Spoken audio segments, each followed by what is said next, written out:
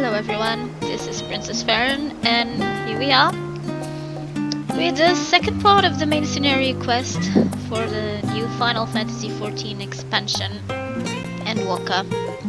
We're here at Sharlayan, and we'll proceed with a guided tour. So let's go.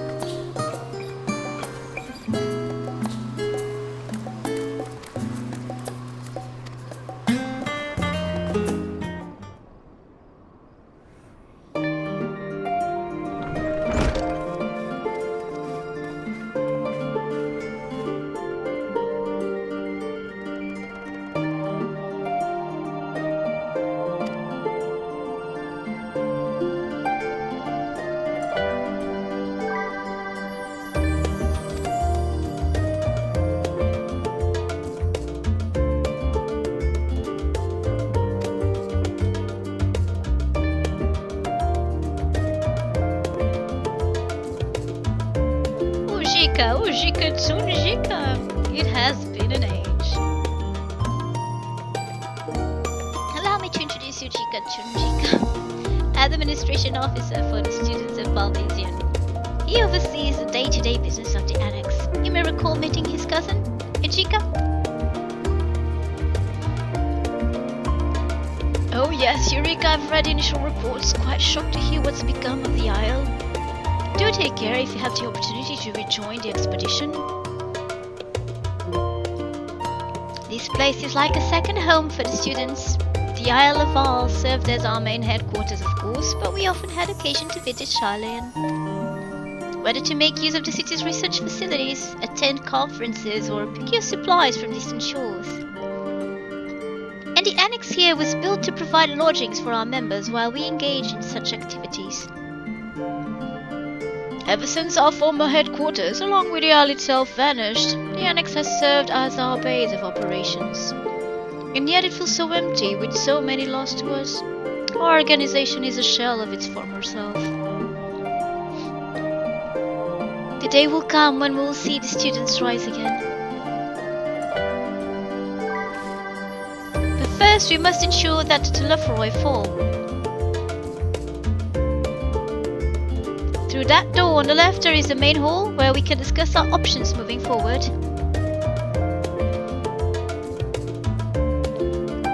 Once everyone arrives, that is. You probably have time to rest before our discussions begin in earnest.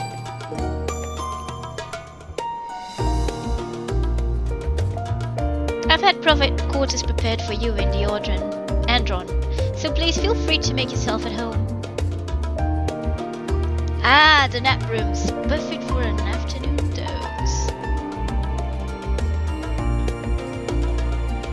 Oh, I didn't mean to give you the wrong impression. The chambers are quite well appointed.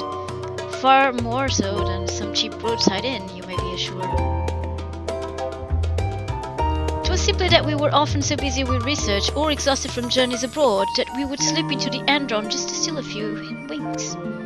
And thus they became known amongst the students as nap rooms, even if many such naps might last well into the following morning. Say the word and I'll be happy to show you to your chamber. Hopefully the others won't be too long in coming. I'll wait for you all in the main hall. Okay, I'm curious to see the room.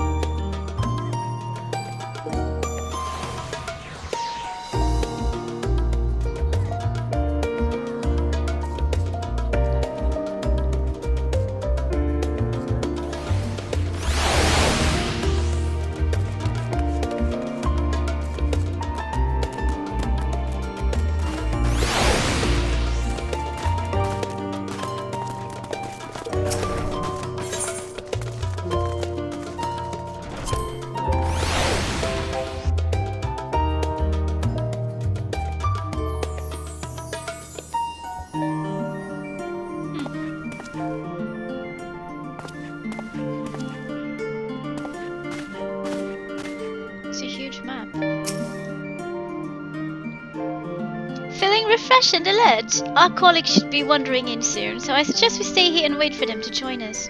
And here I was thinking I'd be able to see the rooms.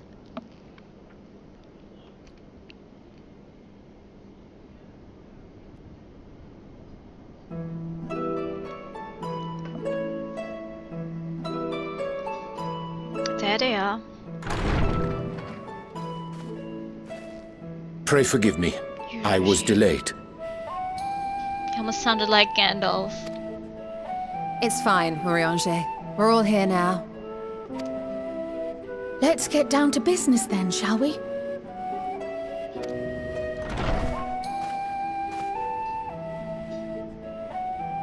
Come what may, we must prevent the Telephoroi's plans from coming to fruition.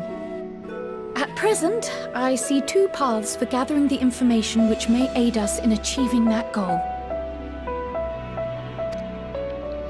The first involves an investigation into the change which has come over Sharlayan, not to mention the recent inscrutable behavior of the Forum. As most of you know, the 99 members of the Forum are elected from the general populace. This alone guarantees a plethora of opinion with regards to foreign policy. Sounds good in theory. The bibliotheques, for example, are a group of conservatives which would have Sharlayan focus on recording history, while remaining entirely uninvolved in the making of it.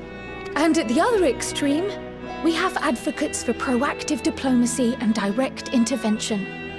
My grandfather Galef was one such member, as was Archon Louisois. Nice carpet. Yet despite our diverse factions and philosophies, the recent vote to deny Eorzea's request for assistance was unanimous. Even more concerning was the fact that many cited other, more pressing duties as justification for their recalcitrance. Fortuno's refusal in Gridania had those same undertones. 'Twas as if, having stared unblinking into the face of impending doom, he had simply turned away to pursue something more important. But what could that possibly be? A mystery indeed, and one which I ask for your help to solve. Our future may depend on it. As for our second potential path, it concerns a request made directly to the students of Baldessian.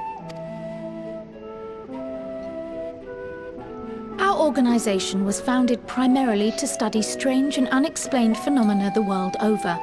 Mysterious relics and ruins, arcane disturbances, and so forth. Compared to our more isolationist Sharlayan colleagues, we have strong connections overseas, namely with scholars and academics who share our passion for the unknown. The request in question comes from one such acquaintance, Nadana, an alchemist residing in distant Thavner. Ah, it's the colorful city. Her missive describes the sudden appearance of a tower, and the subsequent summoning of what I can only assume is a lunar primal.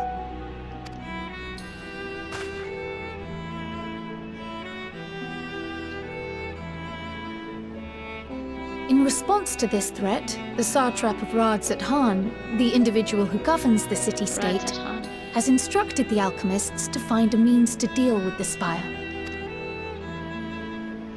The artisans of that land are heirs to an ancient tradition, one rather unlike that of their Uldan counterparts. It is possible, nay, probable, that they have gleaned truths unattainable by Eorzea or her Far Eastern allies. They do, in fact, appear to have a strategy in mind, though it will require further research. To that end, they have requested an introduction to a capable warrior shielded by the blessing of light. Of course. Assuming we divide our forces to pursue both of Kral's lines of inquiry, then having you join the group heading to Thavner would seem the obvious choice. But the investigation in Sharlayan is of vital importance as well. Equal, I think, to the Thavnerian one, given that the fate of the world may hinge on the results of both. Yes, it is quite the quandary. Though it is a great imposition and an altogether too common one, Indeed. our efforts would be more likely to succeed were you to lead the charge on both fronts. Oh, and he's up for it, of course, our Jude. You are indeed our champion. As to which task to tackle first, we will defer to your decision. Let us next decide how everyone else might best be assigned. Alright. As for myself, I shall continue what I've begun in Sharlayan. I should also like to steal the services of an Archon or two. And thereby gain access to a greater range of reading material. I will help with that. Allow me to offer my assistance. I have some small amount of experience in the field of research. Indeed. Alize and I would also like to help, if you would have us. Anything to understand even a fraction of what our father and the Forum might be thinking. Of course! The more the merrier. Yeah, Right. I agree. The rest of us will make the journey to Thavner. Right, Stinian? Thoughts? Objections? I passed through Thavner on my way to infiltrate the Empire, and though I'm not qualified to give a guided tour, I did gain a sense of where things lie. I'll be happy to have you along then. So for this group, it will be you, me, and Urianger.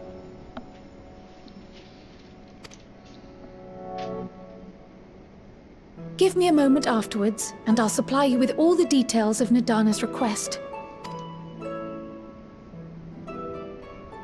Consider this hall our rendezvous point once our respective tasks are complete.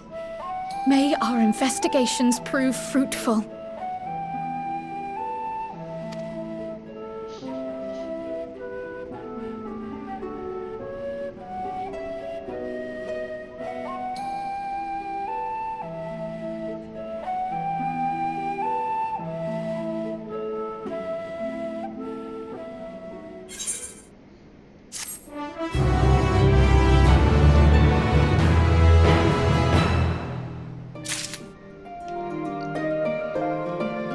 Okay, let me check here now.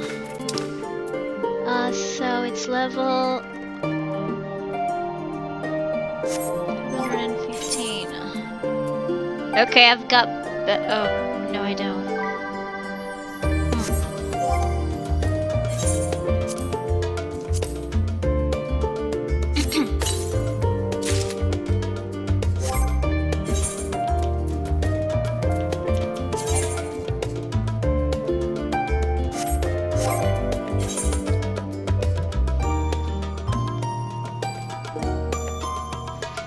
Let me check it out.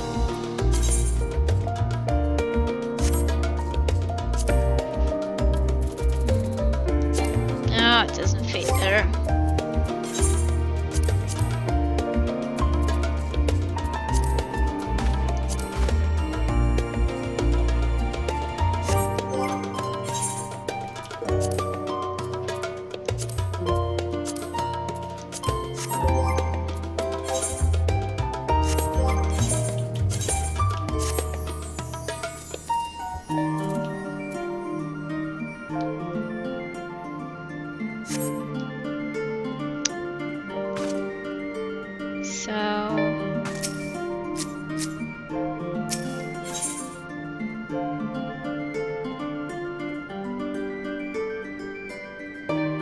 I wonder if we can stop both quests.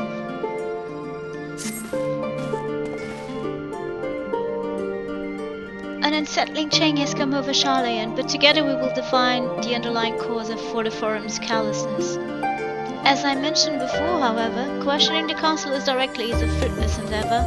They seem to have already come to a consensus as to what and how little they are willing to divulge. Which is why I began scouring Sharlayan's archive of historical records for any hint of a connection to the final days. Suffice it to say that progress has been slow. There are only so many dusty pages one can skim in a day. But now that I have this band of willing reinforcements, the search should proceed all the swifter. Let us reconvene outside Numenor, shall we? Exit the annex to the right, and you'll find the archives on the western edge of the woods.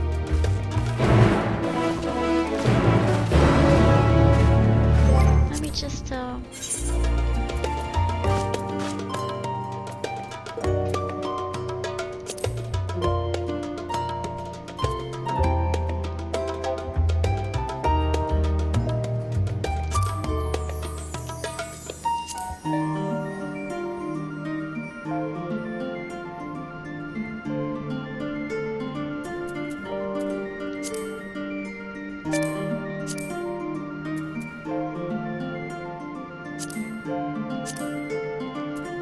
there.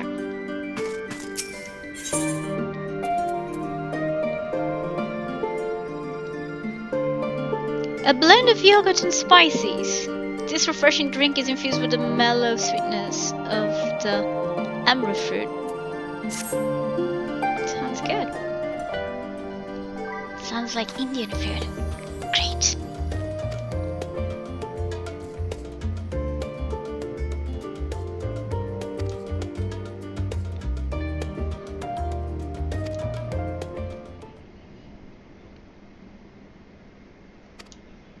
What's wrong?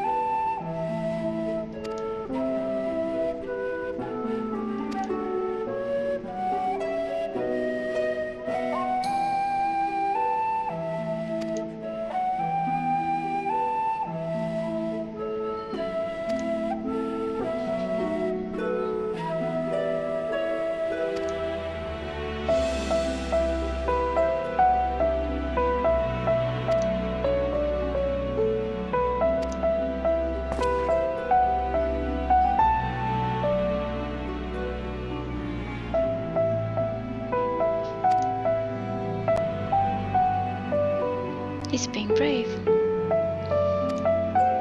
I don't know which one to.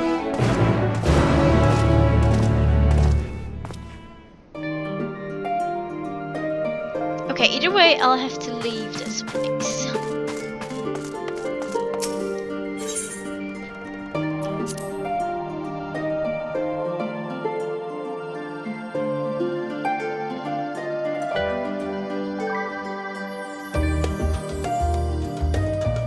I think I stay in Sharlayan for the moment.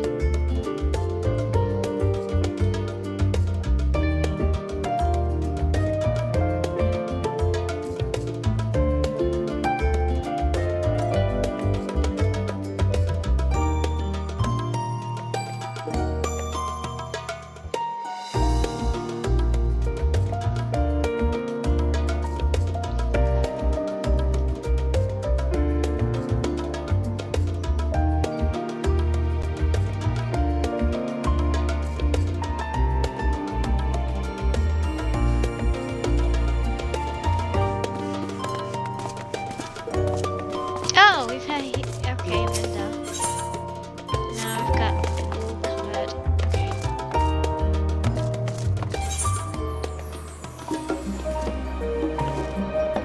Awaiting love. Right. Okay. Hitting the books.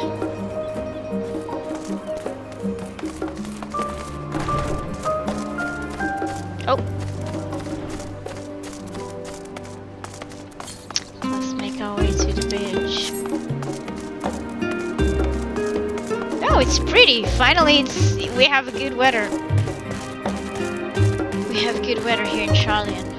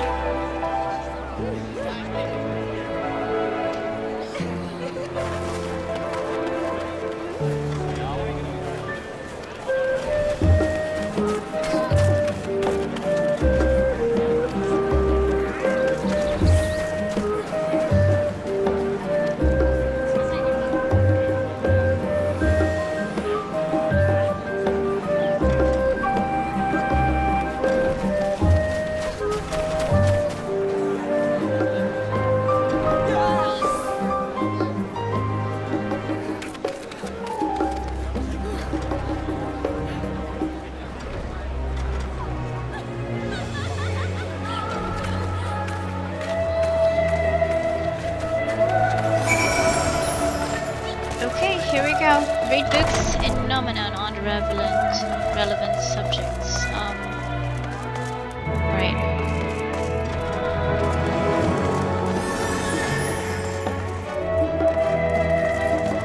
Brightly colored bird.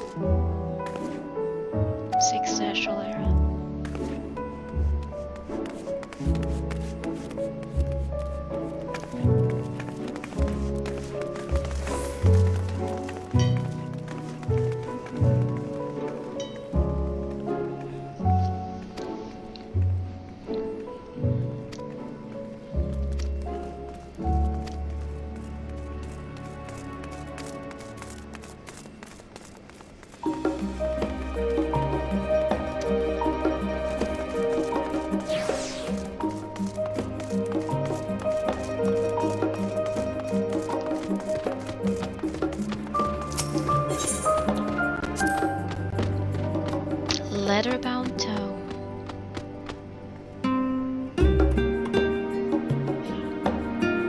Ecclesia.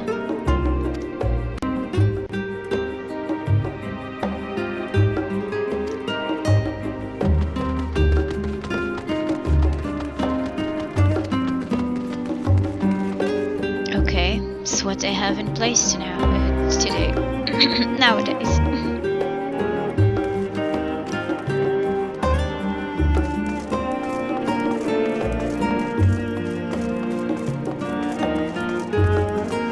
Blue covered book.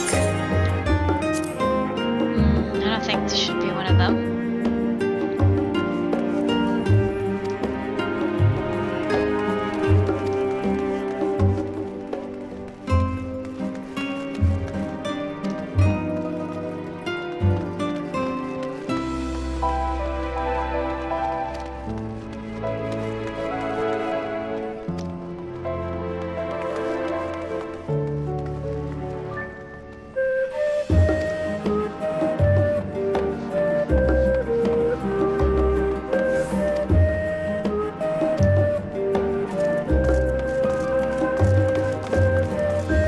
Well-worn manual.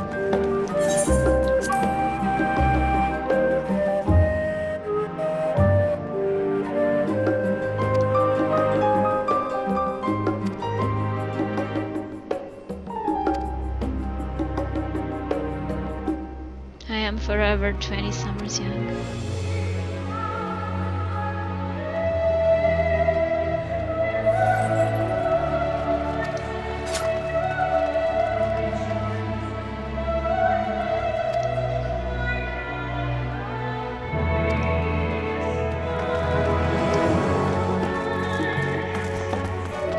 Must be the next one, right?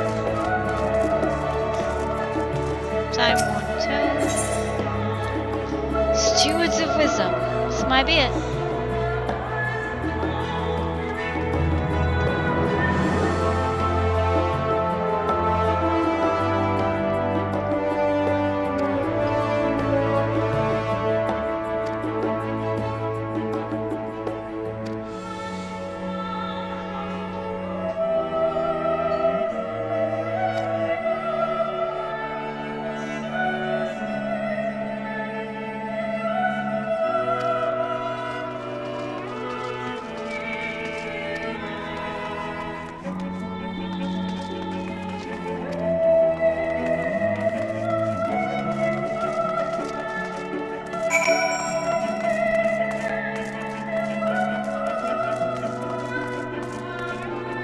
Wow, so many levels.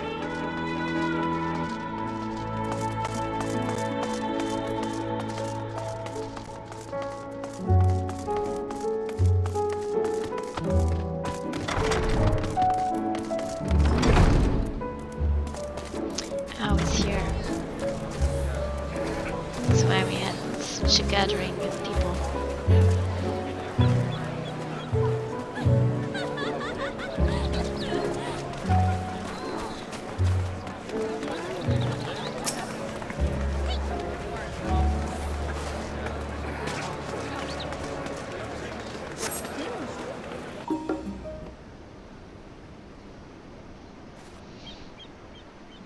It's pretty.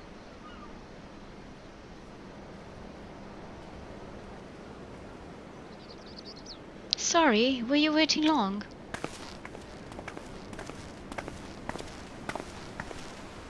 I wanted to make sure I'd borrowed at least a few promising volumes. Alphino and Kryl should also be along shortly. I was delayed in similar fashion. As far as I could see, no titles in the Archon stacks mentioned the final day specifically, so we have no choice but to start with the tangentially relevant tomes, if they are even that. At present, the plan is to skim through as quickly as we dare, and share our discoveries as we make them. It would have been nice to invite everyone to the estate, plenty of comfortable places to read, and a ready supply of hot tea. Oh, I was always quite fond of reading outside, but it's not about the little pleasures, is it?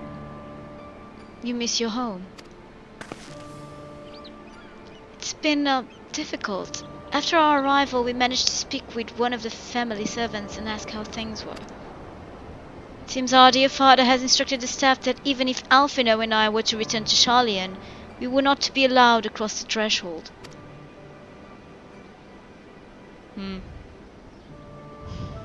A harsh measure indeed.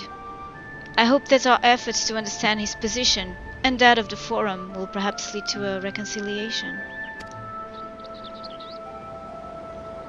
We'll mend this rift one day, I'm certain of it. And what of you, Graha? Have you been to visit your family, or do they not live here in the city? Ah, well, my situation is also somewhat complicated. I was raised in Sharlayan, yes, but I was born rather further away. Really? In the southern reaches of Ilsabard, in fact.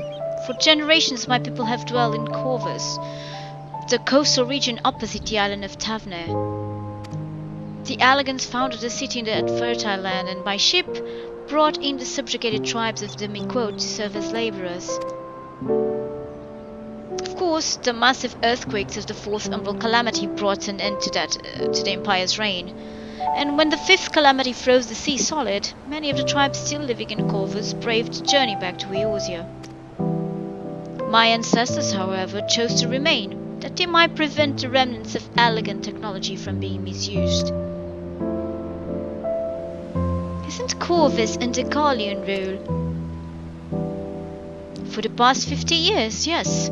Some semblance of local culture remains, as is the case for most imperial provinces, but Garlemald renamed the region Locus Amanus. When I was a boy, a nearby town came under the jurisdiction of an illustrious imperial family, the nobles of House Darnus.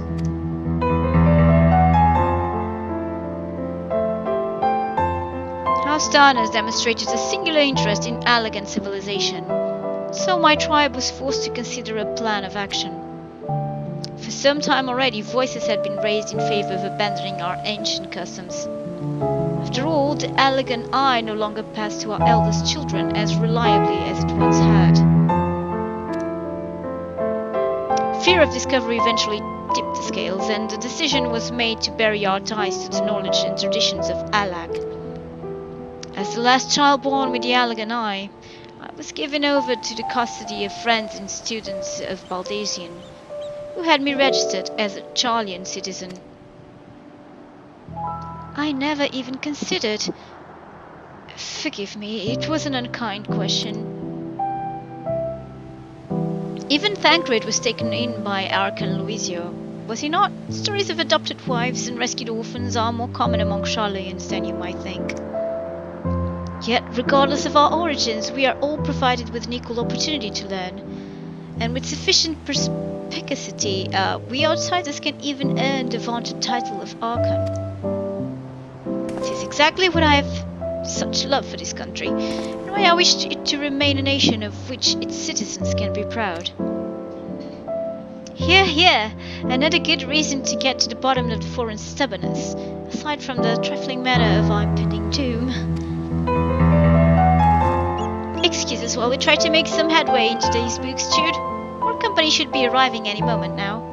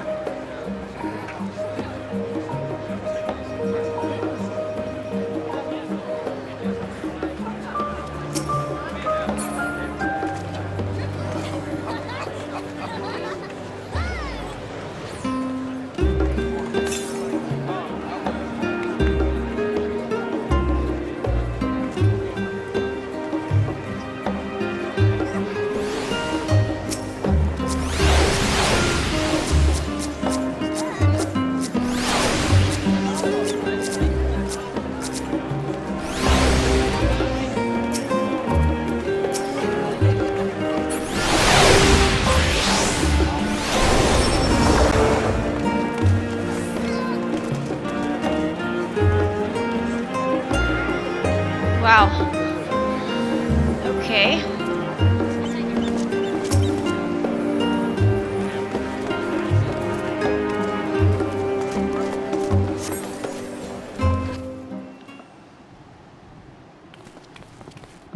Okay, 2 more.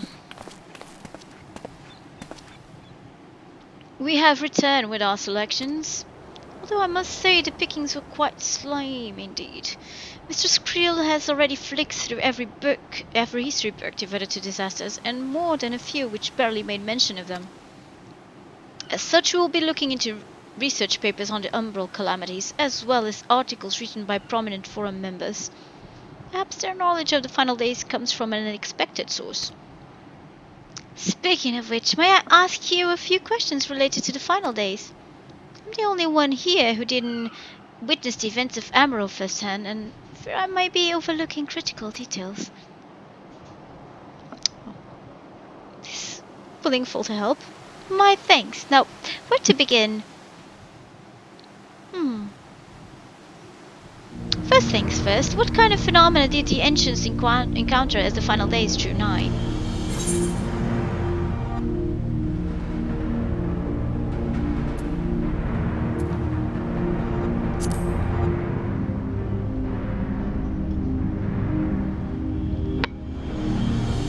Yes, the unfolding catastrophe wrought havoc on all manners of life.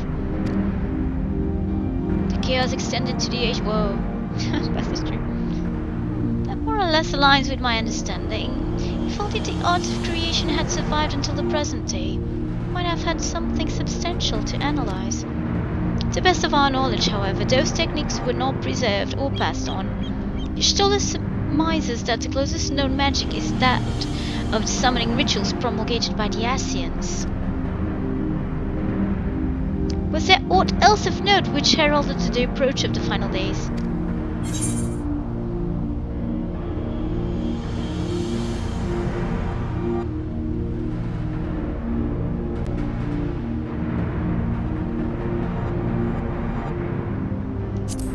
The entire tower was involved.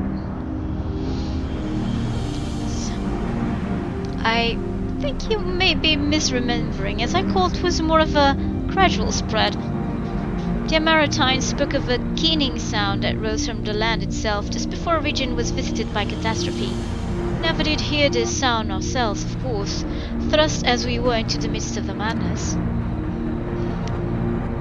So the ground was crying out, you say? To be considered the harbinger of doom, it must have been quite distinctive, and probably quite loud. I'll have to speak with one of Nomenon's mammoths and ask if any books which make mention of such a noise, such a sound. Last but not least, how would you describe the ancients sought to quell this unprecedented calamity? What definitive action did they take?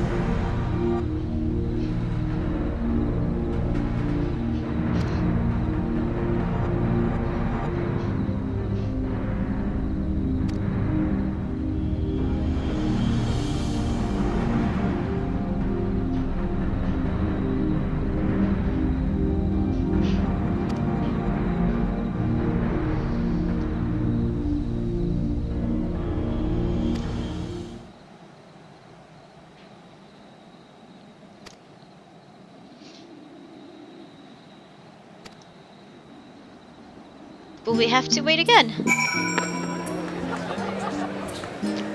Yes.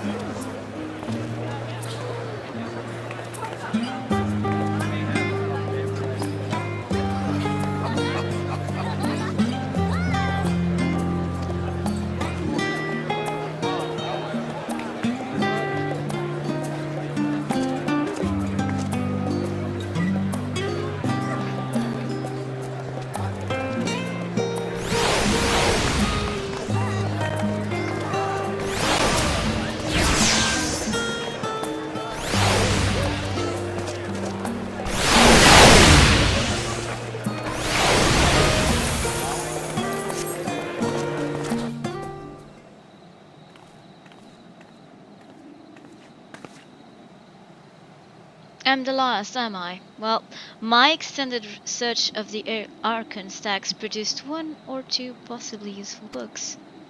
But I wouldn't get your hopes up.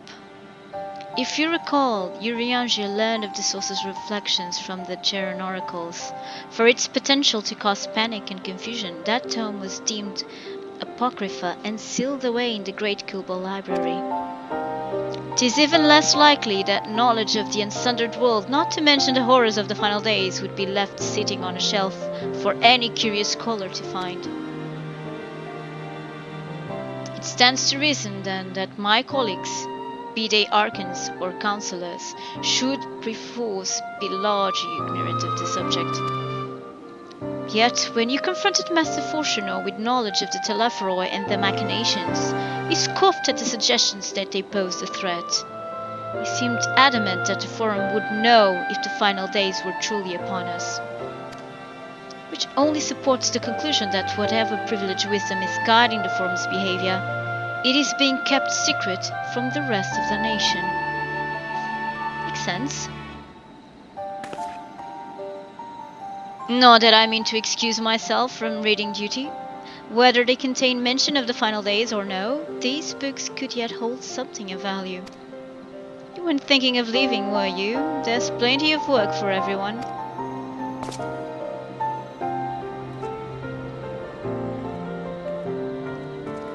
Alright, reading time, I guess.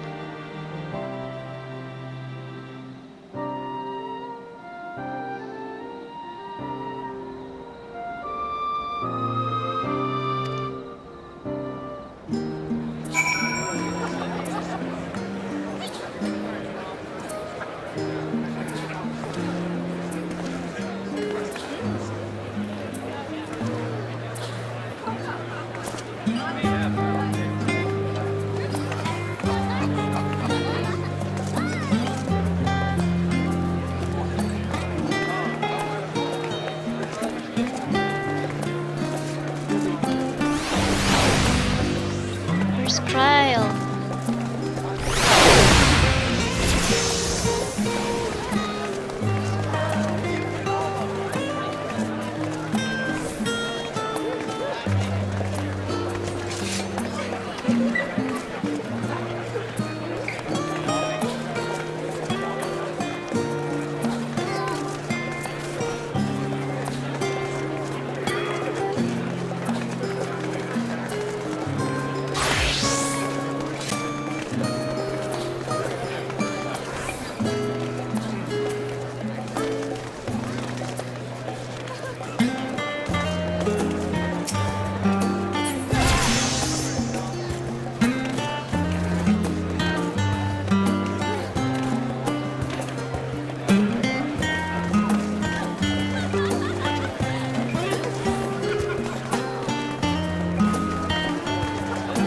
Well, nothing to do but wait.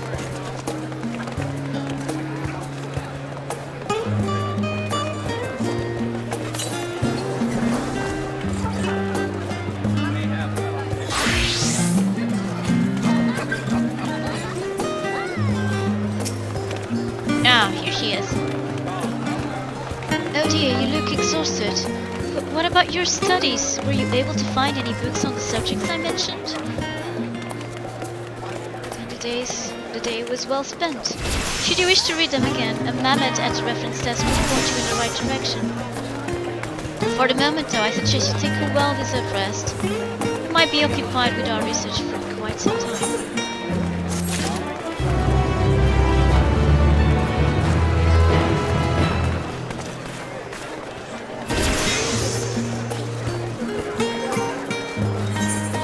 So these are for the feet. Let me see.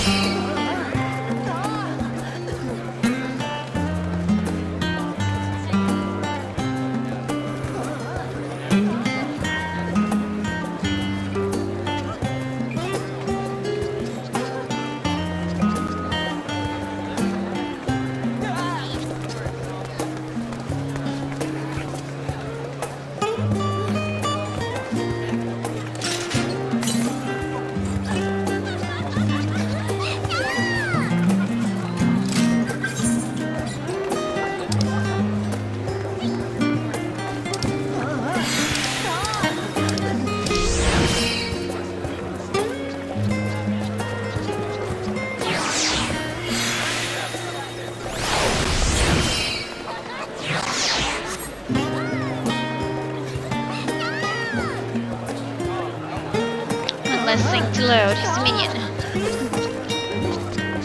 Okay.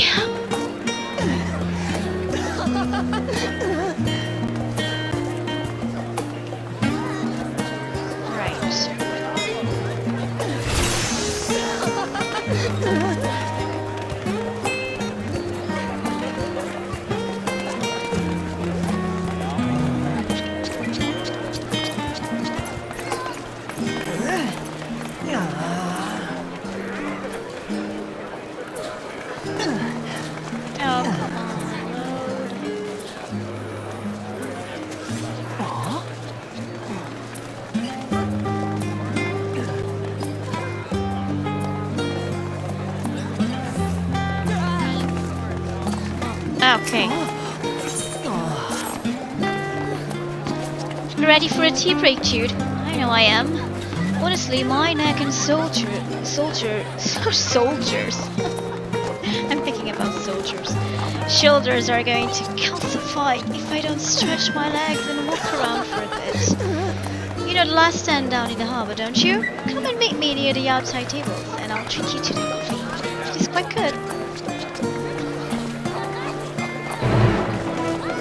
Okay, a break sounds good.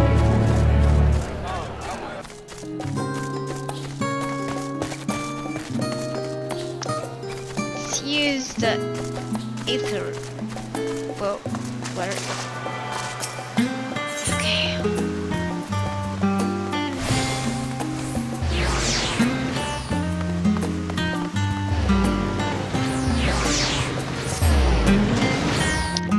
Many additional quests popping about.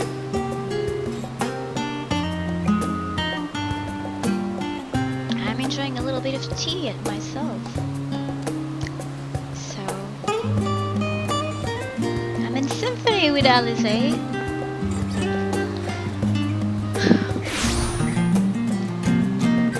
Okay.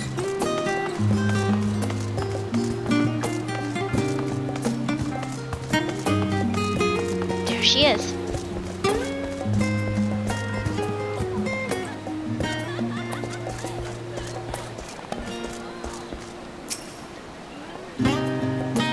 As busy as ever, I see. How very Sharlayan that no other calming cafe has sprung up to compete for customers. Actually, this crowd gives me an idea. Before we place an order, why don't we ask a few questions and gauge the mood of the city? I'm interested to hear what the average citizen has to say about the Lofroy. Might even learn something new. Let's try, don't you think?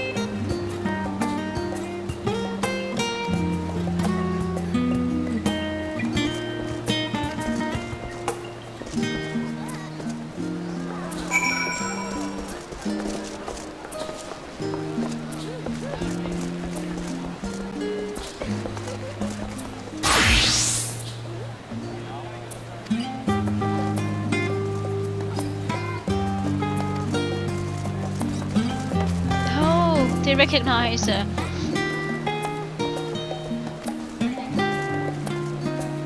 I see. We're sorry to have bothered you. Oh, come on. Almost reminds me of other situations in real life. Doesn't matter.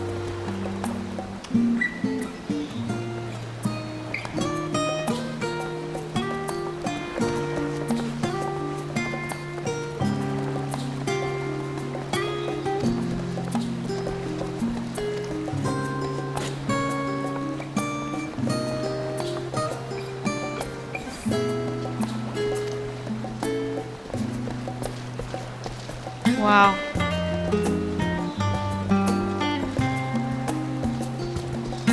Oh, she's awesome.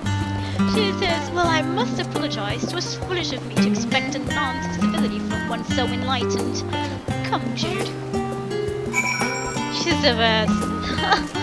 She is the best.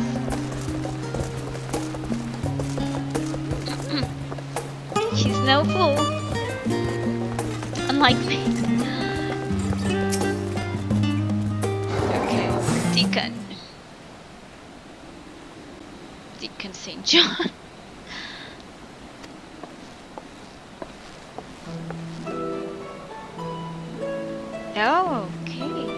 far too long. Meet Tikkun, the owner of the Last Stand. I used to frequent his cafe on occasion in between lessons at the stadium. Seems like an age ago now. I remember hearing that you and myself, had set sail for Eorzea, but then you never came back. Lately there's been gossip about your father disowning the pair of you. Everything alright at home? It's, complicated. And I hadn't expected complete strangers to be so familiar with our situation quite so quickly. Everyone has an opinion, it seems. Well, it is House Leveilleur, no matter how discreet Master Fourcheneau may have been. News of your family's doing never stays secret for long. Things being what they are, what brings you back to the city now, of all times? We have questions, and only Sharlayan has the answers. Tell me, Master Tikkun, have you heard anything about an apocalypse called the Final Days? What, like the end of the world? Nothing like that, I'm afraid, and that's what you're here to find?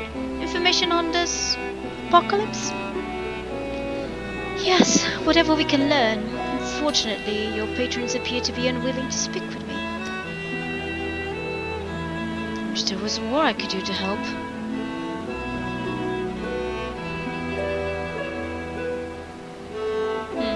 But maybe there is. You're a visitor to Sharlayan, aren't you? Then few will know your face. We should be able to pass you off as a server with none the wiser.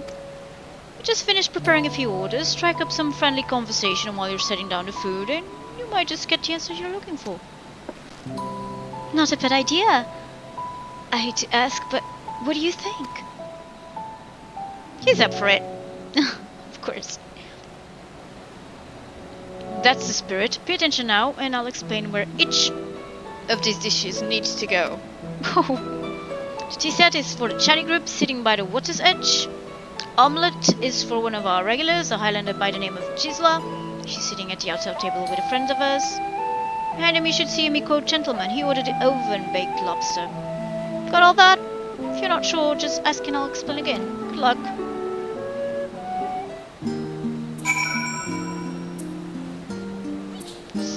But where are the dishes?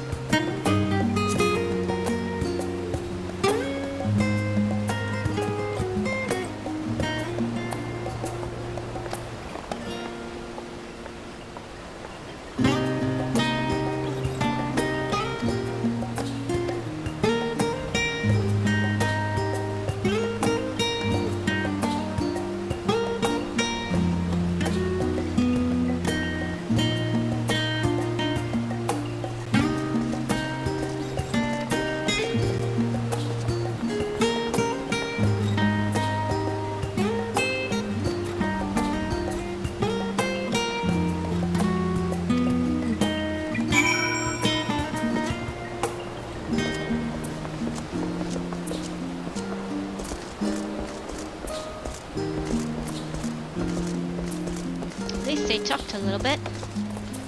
Let's report to Alize. Any trouble with the customers? Were you able to get anyone talking?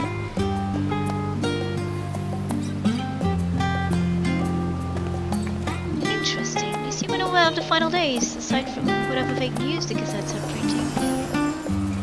Even Dickon had nothing to offer, and he's the best source of gossip in the city. If the forum does have secret knowledge, then they've gone an impressive job of ensuring no one whispers in the wrong ear. In any case, thank you for playing the part so well. Here, that cup of coffee I promised. Ah.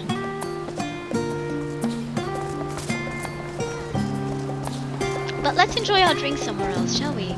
Maybe behind the peristyle, away from the gossips and the wagging tongues.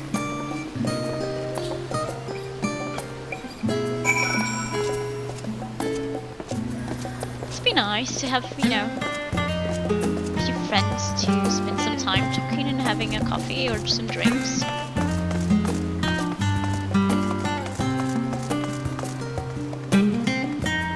Go. Oh, it's over here. I do that by myself, though. No worries. Alize. Out of the wind and out of sight. Yeah. Wind makes the word travel faster. Okay. Ah, that looks nice. Ah, warm coffee and listening to the sound of waves. Quite perfect, I'd say. When our father disowned us, I couldn't believe what I was hearing. It wasn't until much later that his words began to sink in, that I began to feel the weight of what it meant. Do you remember when the decision was made to come to Sharlayan? Grahas said that the Forum was determined to keep us in the dark, and that Father's venomous performance was part of that strategy, to keep us at arm's length. Perhaps it was. Father argued with Grandfather on many occasions, but never with such dismissive contempt. And when he demanded what justifies the sacrifices we make in war, I honestly didn't know what to say.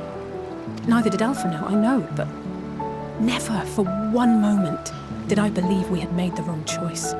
So all I could do was fume silently. It's never good. That poisons the soul. It was only afterwards that I realized how childish I had been. How being stubborn and self-righteous must run in the family. If I could have just mustered a civil response, then things might have turned out differently. I don't think so, because that's what your father wanted, no matter what you might have said or done. It was planned, I think.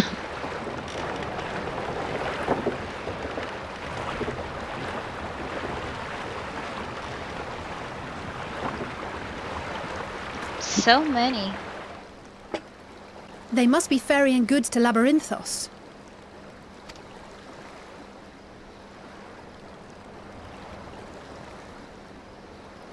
A vast complex beneath the island.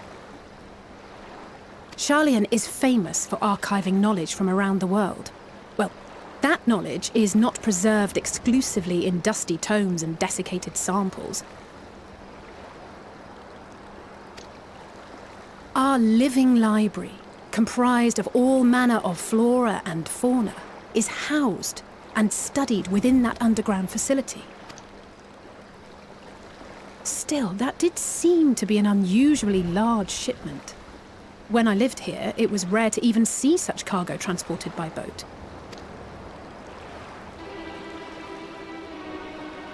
Wait! Didn't you hear something in the last stand about the gleaners coming and going more than usual? Indeed. People were talking about it. Well, I think they're the ones we saw manning those boats. And gleaners answer to the Forum. If the appearance of the Telophoroi prompted this sudden burst of activity, then Labyrinthos may hold a clue as to what the Forum is planning. Yeah, if you could see the merchandise they're gathering there, they might provide some clues. How do you get there? Do you have to pretend you're a listener too? Maybe?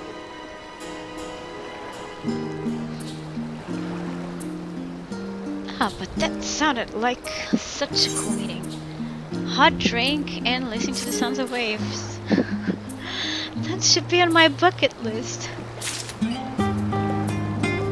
Really? Seems awesome.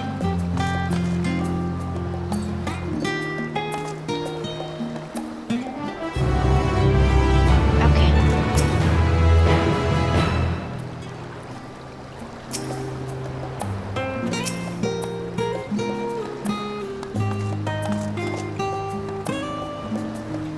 Come on, Alize, I'm trying to talk to you.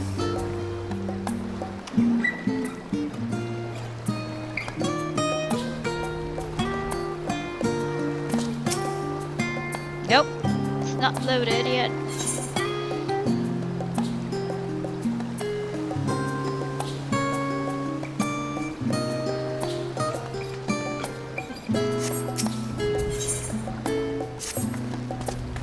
We should tell the others what we've learned about the Gleaners.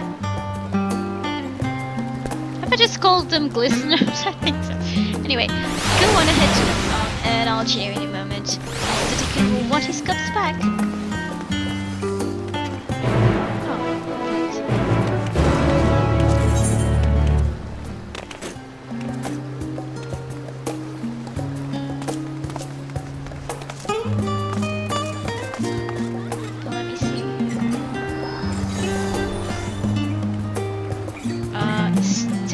Okay.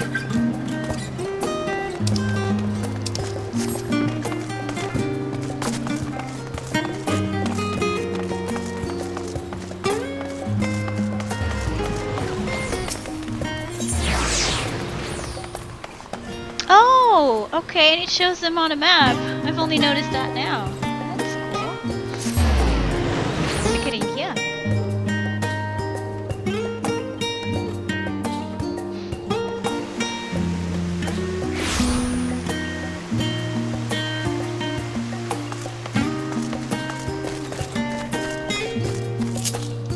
Can you run?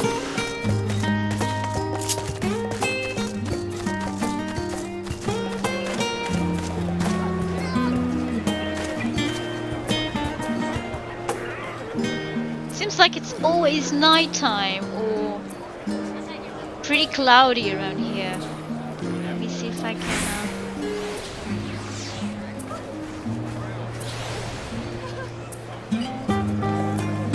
Yes.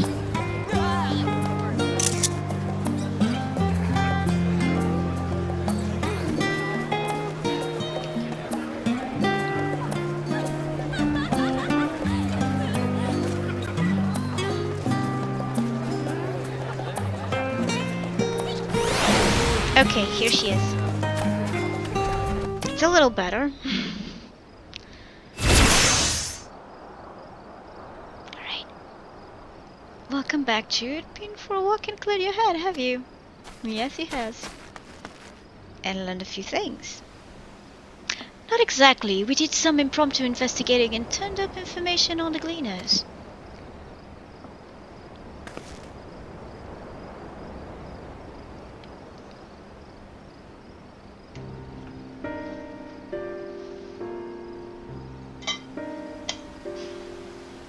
It makes sense. The Gleaners take their requests directly from institutions and bureaucrats, but as you say, they ultimately answer to the Forum. A sudden and significant increase in Gleaner traffic and in cargo, it certainly gives the impression of an overarching plan being put into motion. Let us see what theory we can build from the facts. As Y'shtola observed earlier, Nomanon's archives appear to contain no information concerning the final days. Coupled with what Jude and Alize learned at last stand, can be reasonably sure that most Sharlayans know nothing of that particular period of ancient history. Yet my father and his colleagues are not only familiar with the final days, but are also somehow certain that the destruction being perpetrated by the Telophoroi is wholly unlike these apocalyptic events. Moreover, the Forum claims to be so occupied by a duty of such pressing importance that they saw fit to unanimously deny Eosia's request for aid. And now the Gleaners, official agents of the state, have been mobilized on an unprecedented scale. I do not think it a stretch to conclude that the Gleaners' recent activities are in service to the Forum's secretive ends.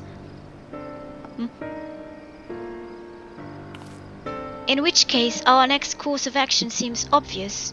We visit Labyrinthus and assess the situations for ourselves. And if we're lucky, the Gleaners will be far more receptive to our questions.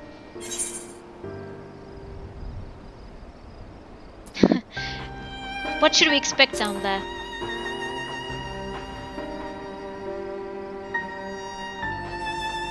Oh, I would hate to spoil the surprise. As for myself, there are a few more subjects I should like to research. I might join you later, but feel free to leave behind your borrowed books and be on your way. I'll see to it that each is returned to its proper place. That would be a great help. Thank you, Raha.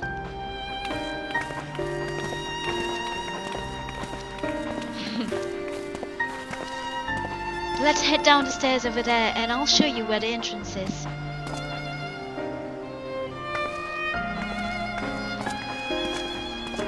Yeah, that upper body part suits the rest of his outfit, which is nice.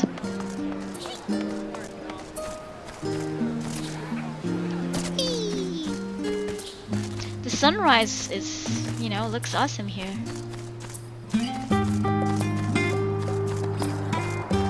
Let's see if we can get a proper vista from here. I've got trees in between. It's nice. Okay. Let me see if I'm heading in the right direction. Oh, it's here, it's here, it's here, it's here, it's here.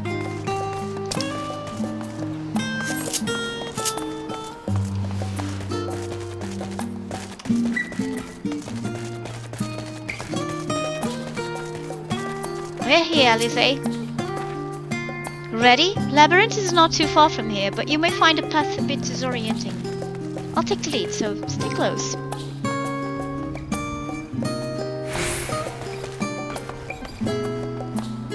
Off we go then.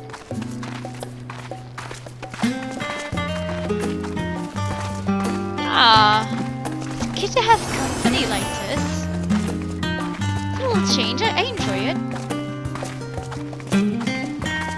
It's pleasant here amongst the trees, but we really should move along. It is. The idea of drinking the hot beverage by the ocean really mocked me. Made an impression on me. Now we run, try to keep up, just like that. Okay.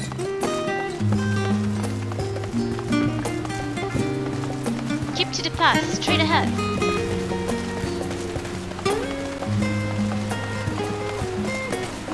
We cross this bridge.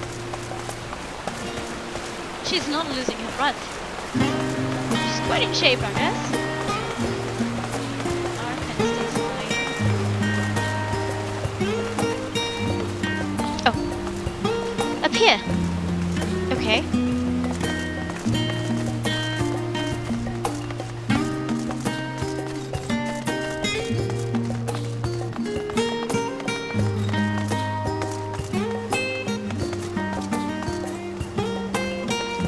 Rostra, not far now.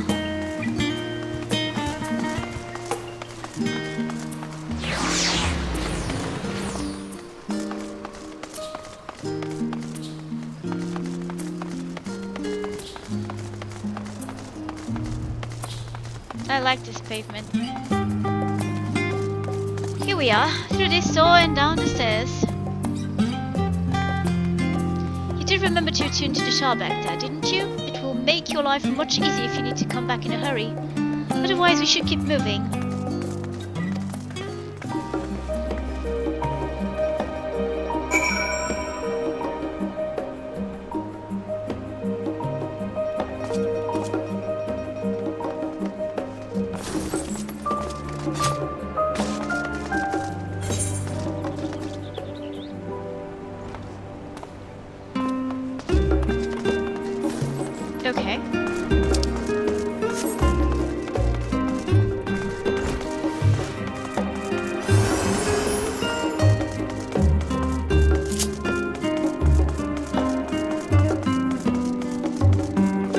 let me just talk to the Chocobo Keeper.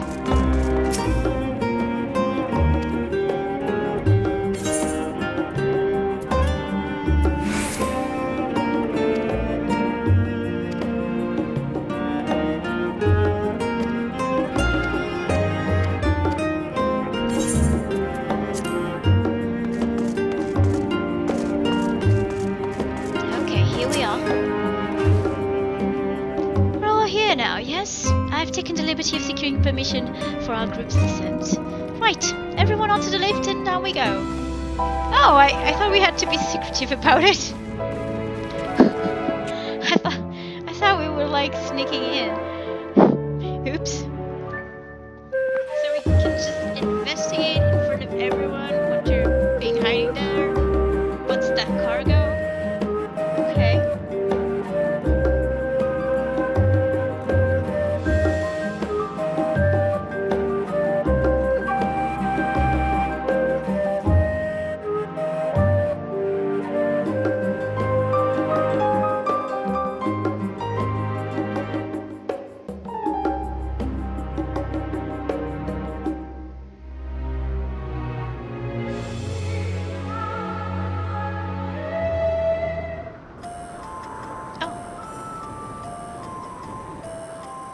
Deep beneath the scholar's city shines a false sun within a fabricated sky. In any age exist those who consider the floor an extension of their bookshelves, and this vault's architects surely belonged to that special breed. If the stack grows too high, start a new one. If no room remains, then make more rooms. A simple solution at first, and then bit by bit, a profound transformation. So that's all underground. Wow.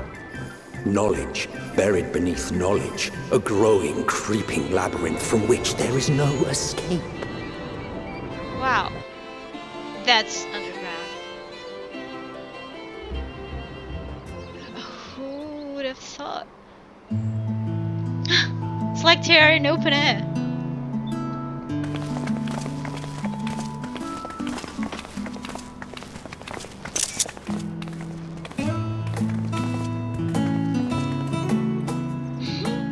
Not what you expected.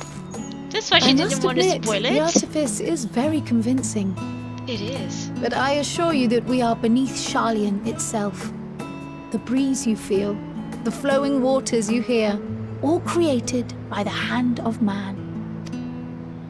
The island is volcanic, you see, and once upon a time this great hollow must have been a reservoir for magma. It was discovered some 400 years ago, at which point it was repurposed as a storage facility for scrolls and samples and such. Renovations have continued, with nigh on no interruption to this day, with the lower levels still undergoing expansion. Amazing.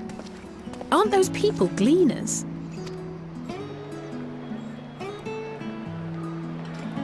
Most likely.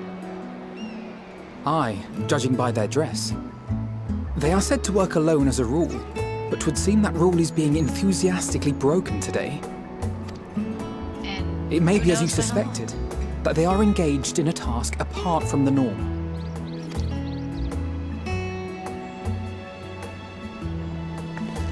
Let's spread out and get some answers then.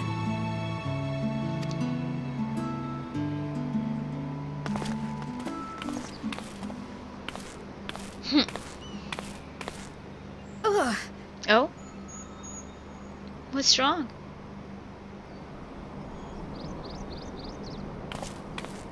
Did you call to me just now? No. How odd. I must be a bit dizzy from the descent. I'll be fine, I'm sure. Let's get to work, shall we? Is Heidelin calling to her?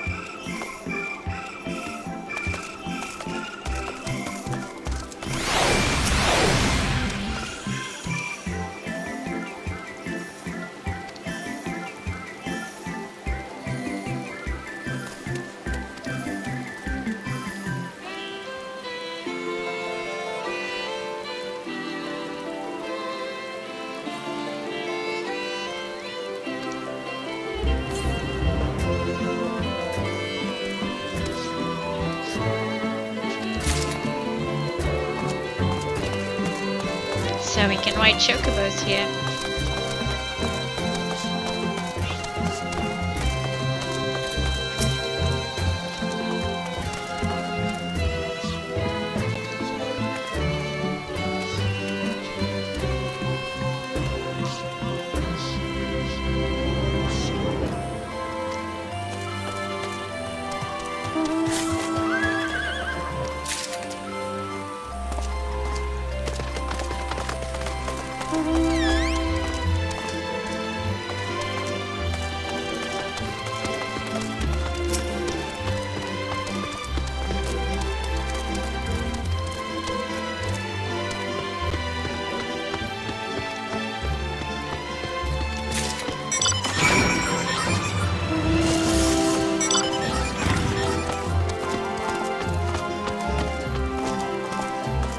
Gathering information.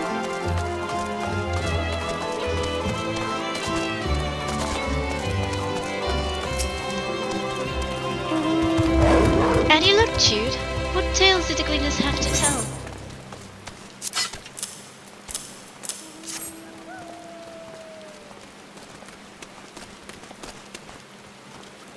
So, this grand operation began without warning.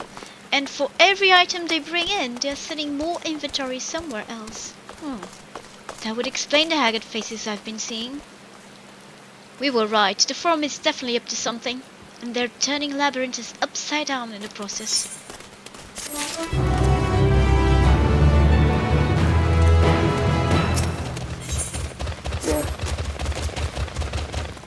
We would do well to learn more of what specifically the cleaners are being tasked to do, as well as who has tasked them to do it. If you're a game, Jude, I have an idea. Didn't one of the cleaners you questioned say something about escaped varmints? Perhaps if you were to help him capture said creatures, you might be inclined towards a more friendly and enlightening conversation. In the meantime, I will turn my charms upon this cleaner here. We can compare notes afterwards. Happy hunting! Ah, he kneeled to talk to her. That's cute. That's thoughtful.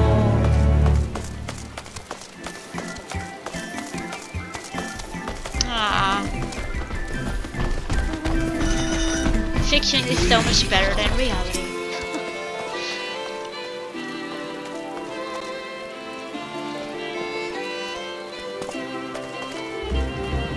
Good. He accepts our help. Oh, already calling his friend. Specialist in the collection of live specimens. Grizzled mice.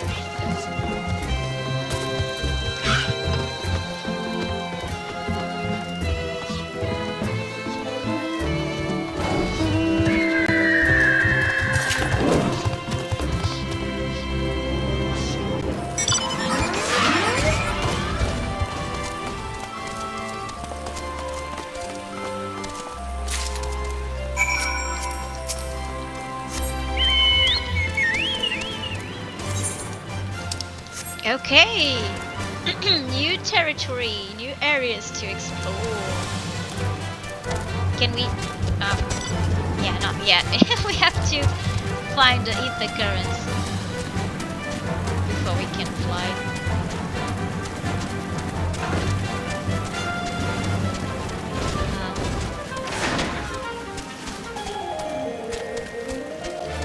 Oh, this is huge.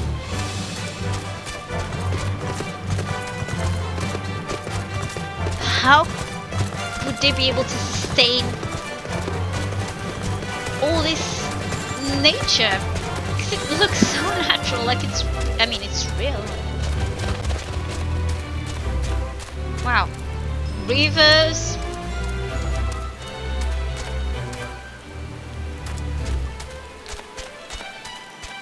Okay, I've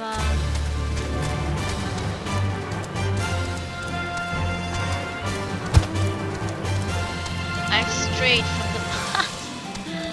Let me just change this at the right.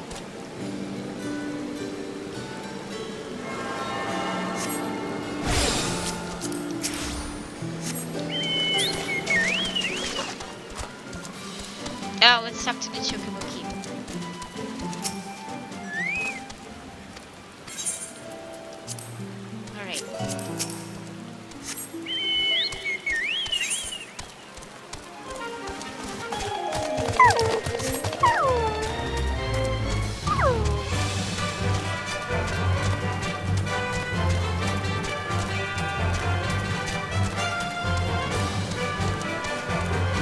Hatching canal. Mornvale Forest.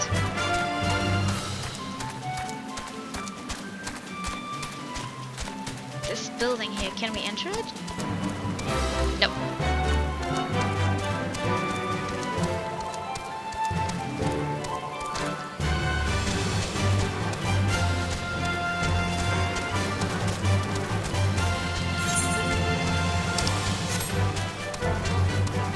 Where could the mammoths be?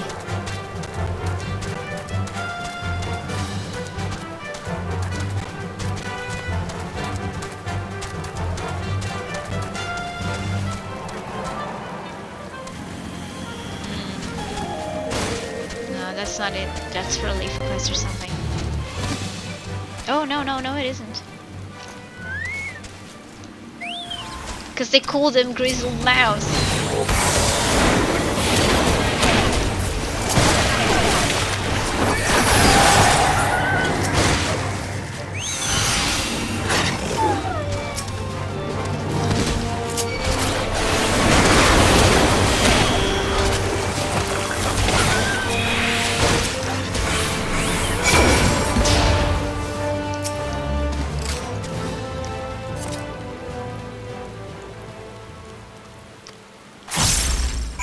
Oh, really?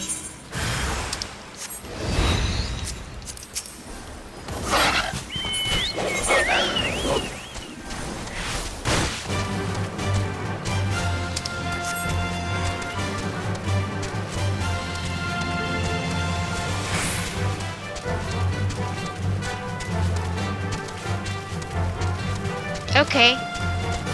It's over there. Can we go through here? We can't. Cool. Come on.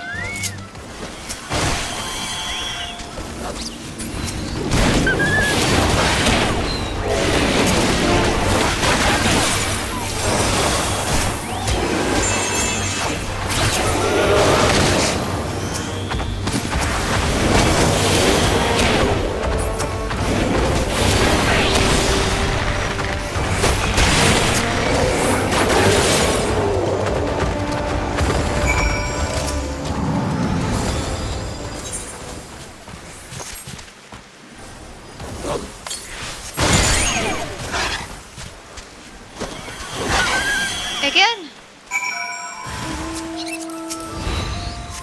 He fled once again.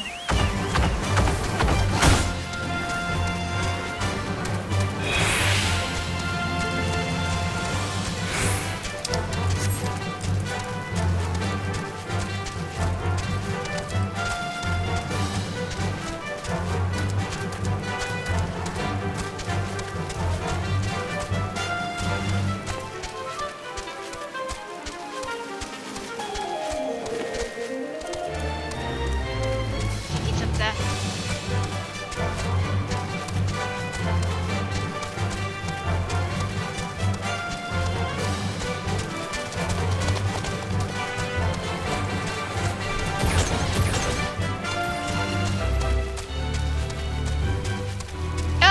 Okay, here's an ether current.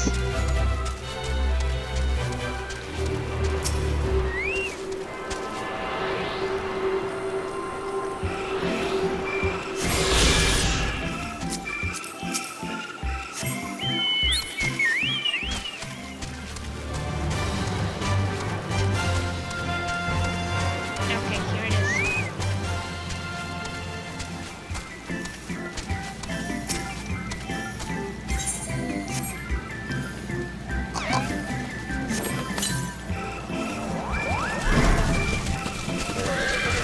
Ah, great.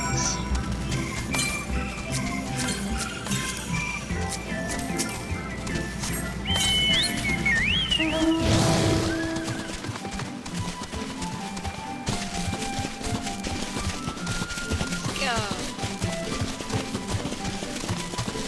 It's always raining. Put underground.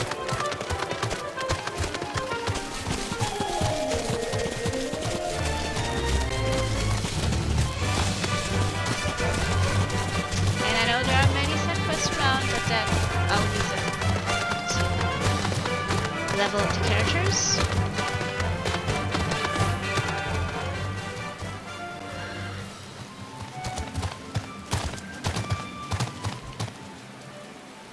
So where is he?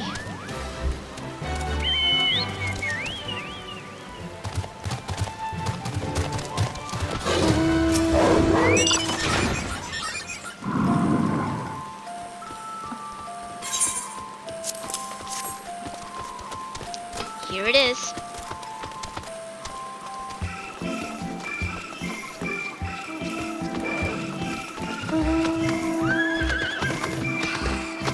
To be able to see them.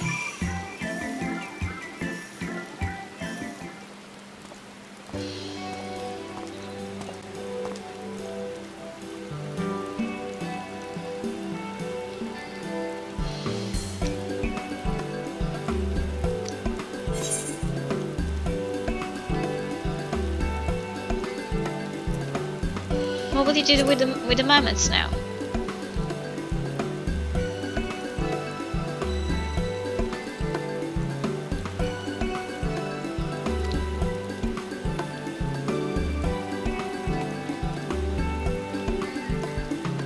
Suitable for consumption and easy to breed. Is that supposed to be an arc?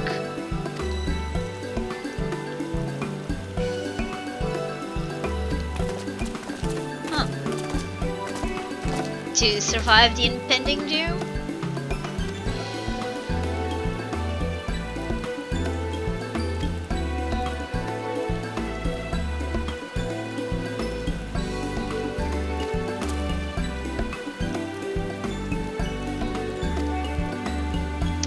Truth be told, the forum's decisions of late have not sat entirely well with us.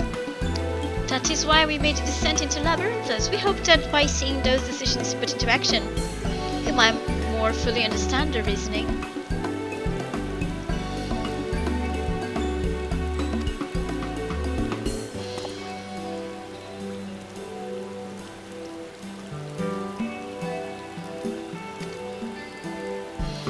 Ah, friendly folk.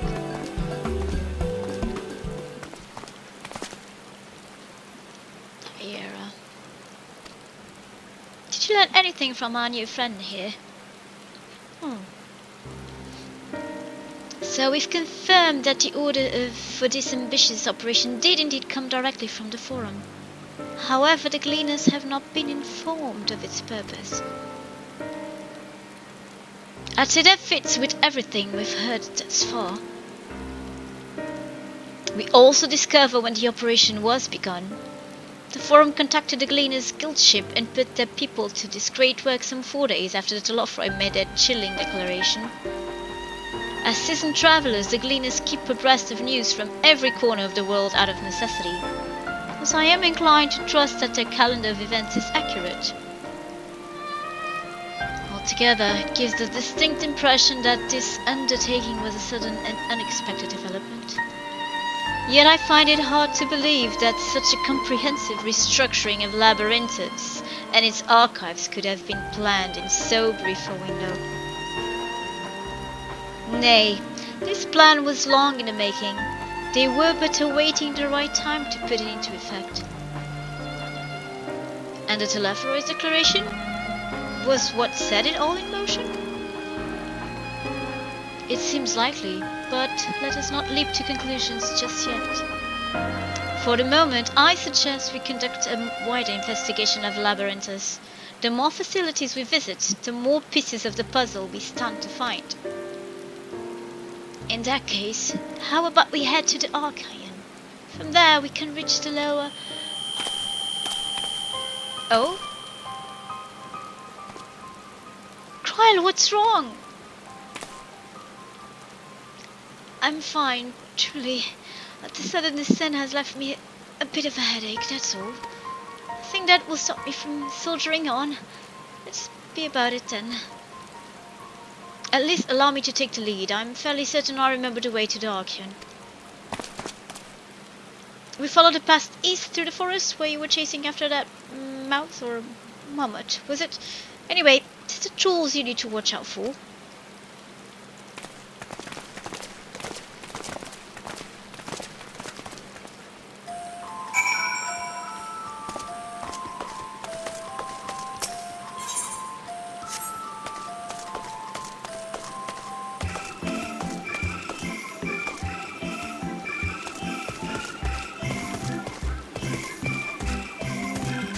Oh, there you are.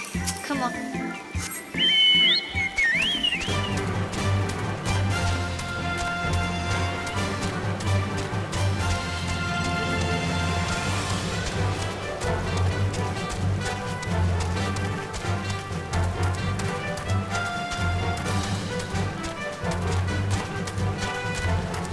Oh, it's raining.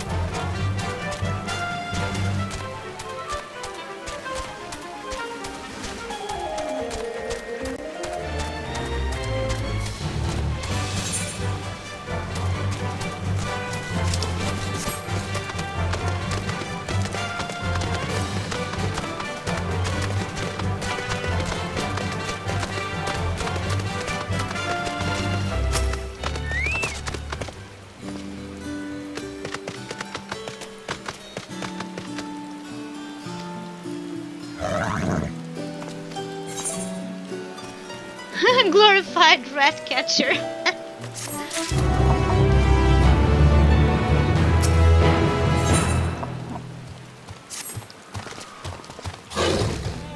Well, we won't learn anything of value standing out here.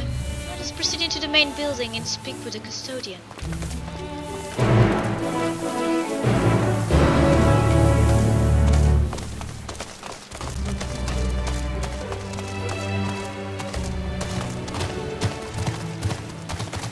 So many side quests.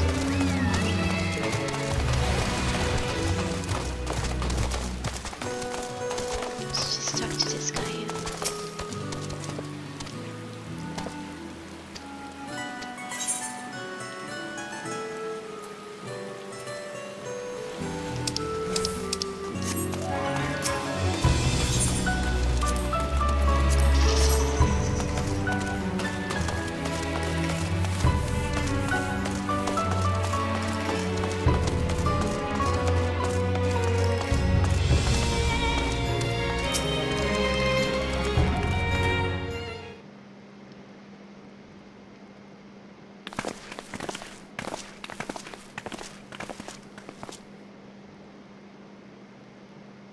Greetings, we are here to peruse the Arcane's vaults.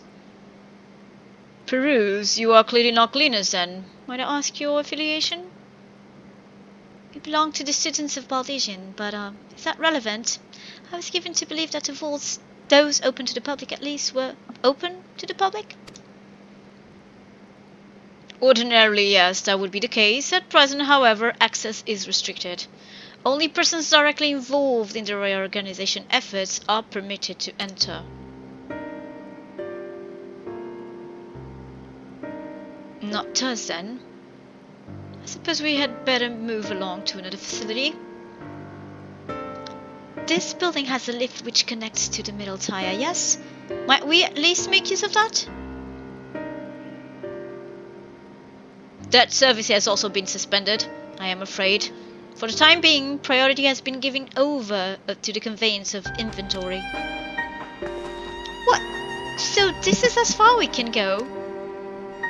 I apologize for the inconvenience. Please come again after our restructuring operation is concluded. By the time it will be too late. We were so close to getting answers. We need to rethink our approach. Let us step outside for the moment, shall we?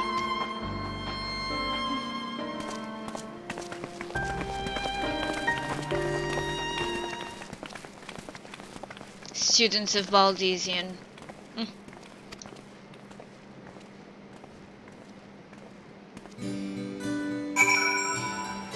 that didn't work out that well, did it?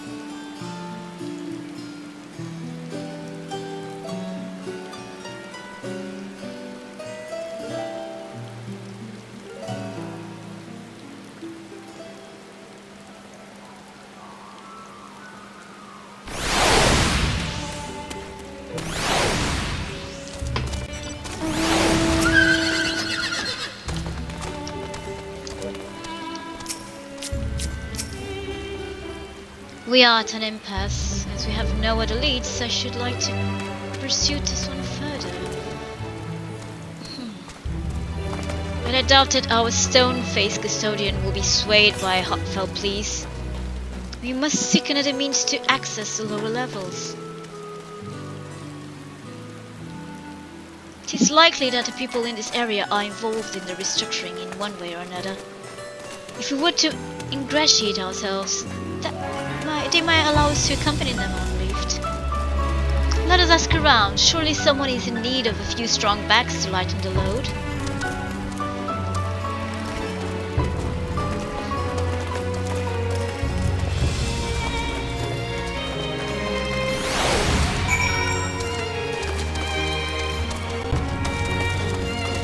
There's 50 people outside the yard here. The Miss student.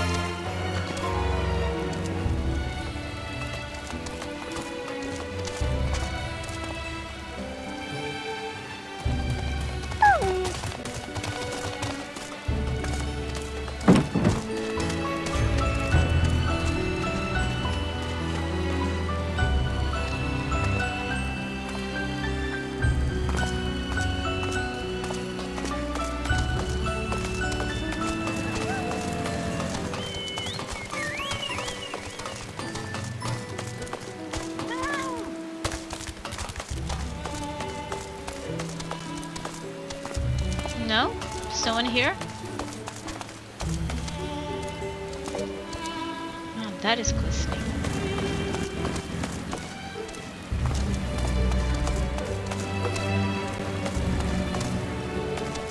Chatbot. Okay, we got it. Bone weary worker.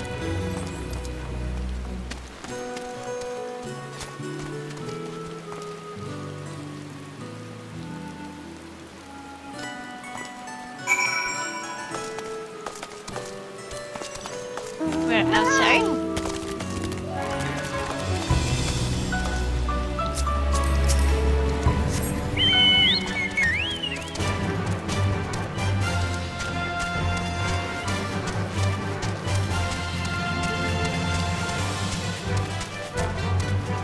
The pack bearing Lena. Okay, just follow the crowd. Oh, it's Aaronville again.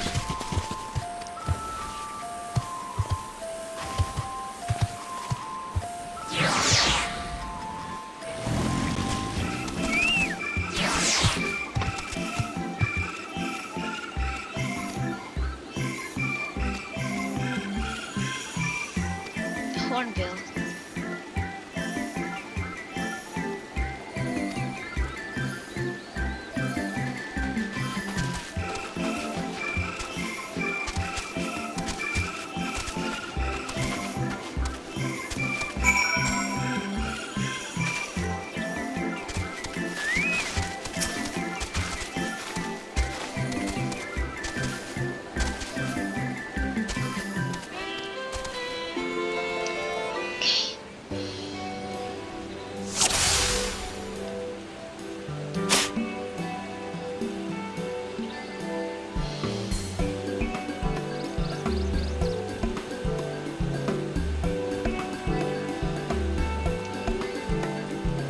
Oh, it's this one.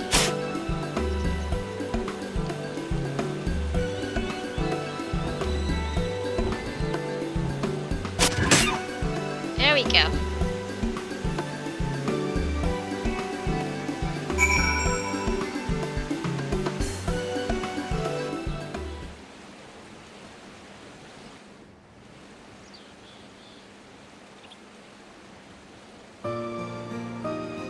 It's huge.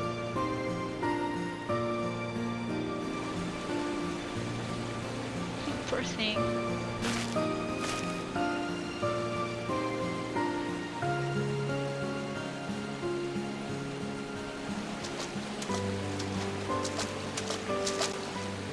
A fair shot. Oh, we can hear his voice. Nicely done. Let me truss this one up and I'll make my way over to you. Cool.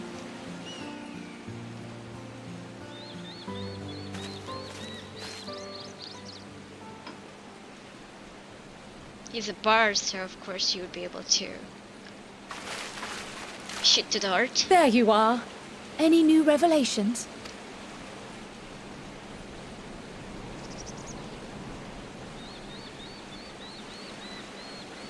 So you met with that gleaner again, this time to capture a hornbill. I understand catching and bringing in creatures from the outside, but what's the point of chasing after ones already here? Oh, it's a simple thing, really. Enlighten us. Occasionally, we remove specimens no longer needed for study, or those we've had difficulty raising. But we can't simply turn them loose. Safely returning such creatures to their native habitats is another facet of a gleaner's duties. But not in this case, I'm afraid. I've been asked to bring the bird below.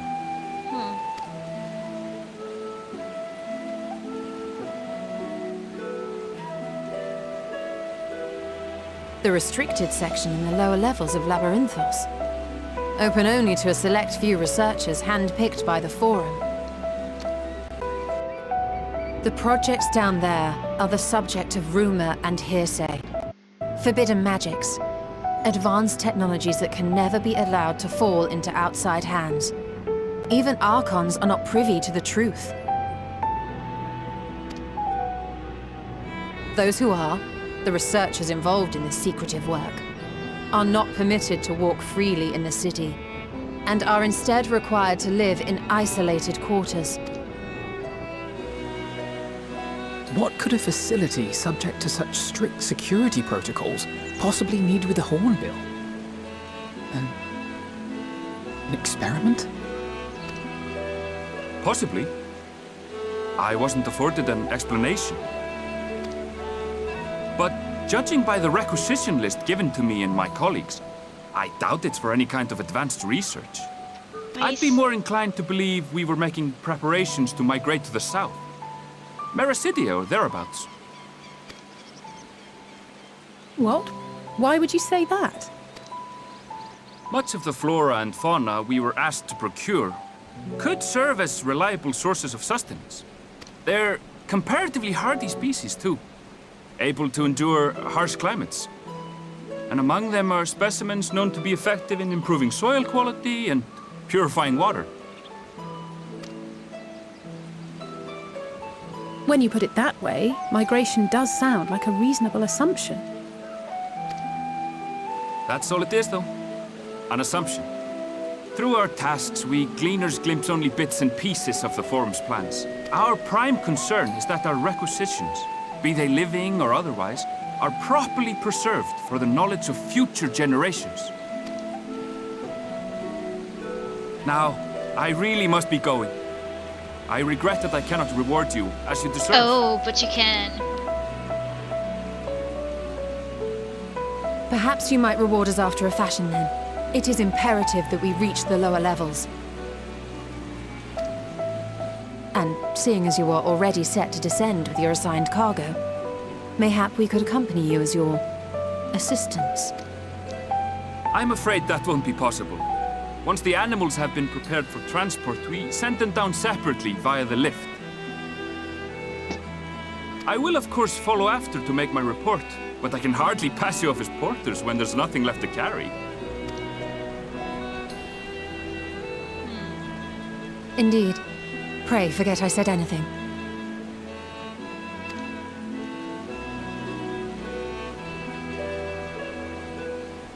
How do you feel about climbing? If you've strength and the courage to brave it, then there is another way down.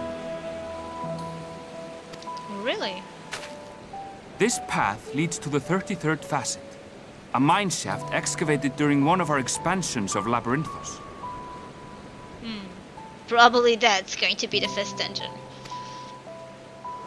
While I cannot guarantee that the passage is safe to traverse, it should provide access to the medial circuit below. I never even knew such a place existed. Thank you. This is the perfect solution. She's beaming. You're quite welcome, but consider yourselves warned. If the going proves too treacherous, you do well to turn back. I bid you good day. That was really helpful.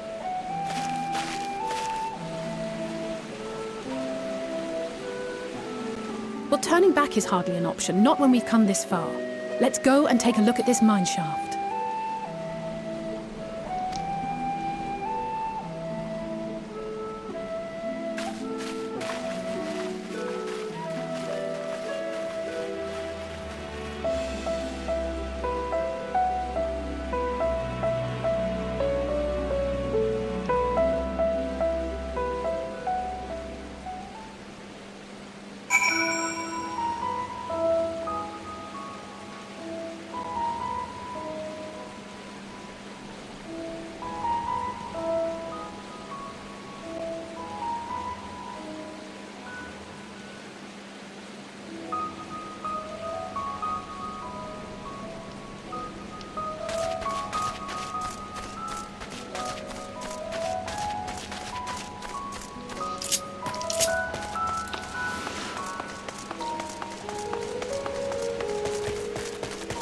Nice lamps.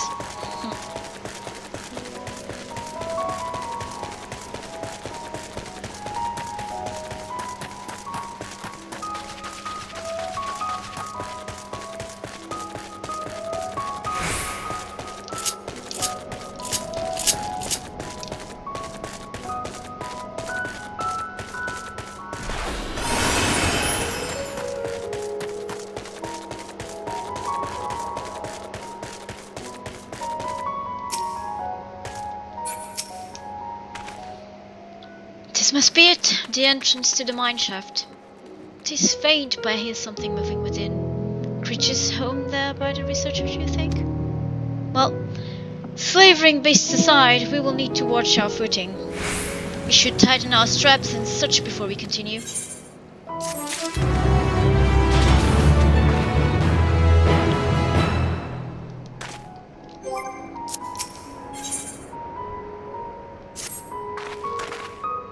Assuming everyone's tightened their straps and checked their gear, then I say we head on in. Given the terrain ahead, though, it might be wise to leave some distance between us. We don't want to be stumbling over each other if it comes to a fight. Take it slow and don't forget to check your surroundings from time to time.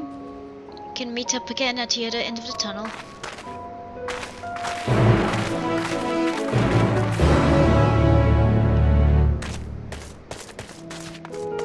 The 33rd facet.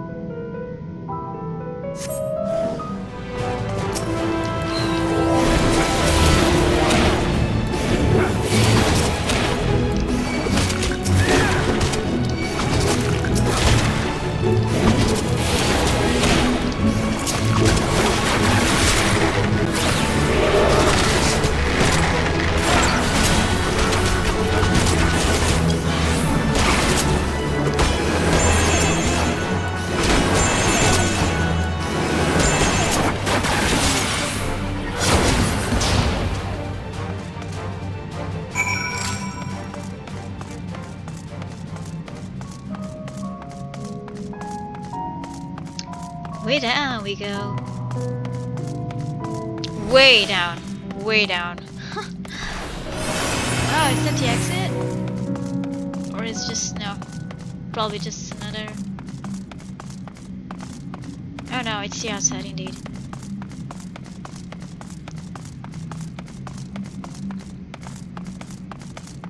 There we are. Nice. Everyone seems to have made it through without incidents, nothing of consequence at least. And as promised, the tunnel has delivered us into the medial circuit. As I recall, this is where they keep a wide variety of samples for agricultural production. Even if Aaronville's assumption holds true, that specimens are being collected in preparation for a great migration, then we should see evidence of such plans in the area's research projects. Let's follow the path to the nearest farming facility and see what we see. So, where would that be?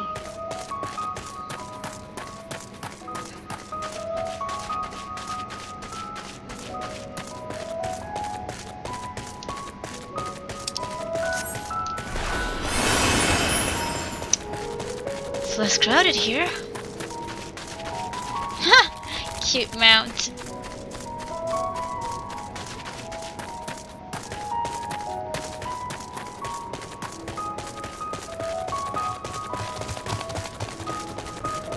Stray garlics? We have stray garlics? We've got stray garlics.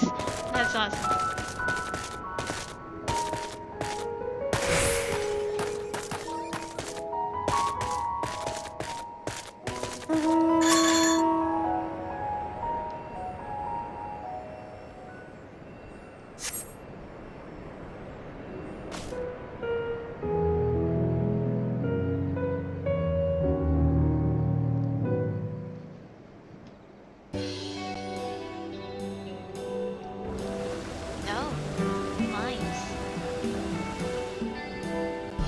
Pumpkins.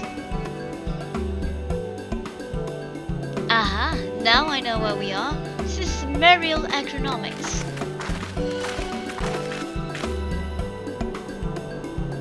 Labyrinthus is host to a wide variety of vegetation, which allows us to conduct studies on cultivation methods utilizing foreign lands. And it is this facility which coordinates and oversees those efforts. The fruits of their research go to feed their Labyrinthus colleagues, so I hear. More notable successes might make it to the Agora. Foods so exotic you'd be hard-pressed to guess their origin, let alone how they might taste. Indeed, mystery vegetables without a name, only a list of nutritional benefits scribbled on a card.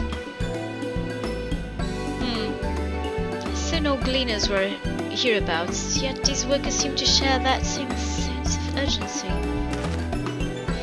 It is possible they know something of the Foreign's plans and their underlying motivations.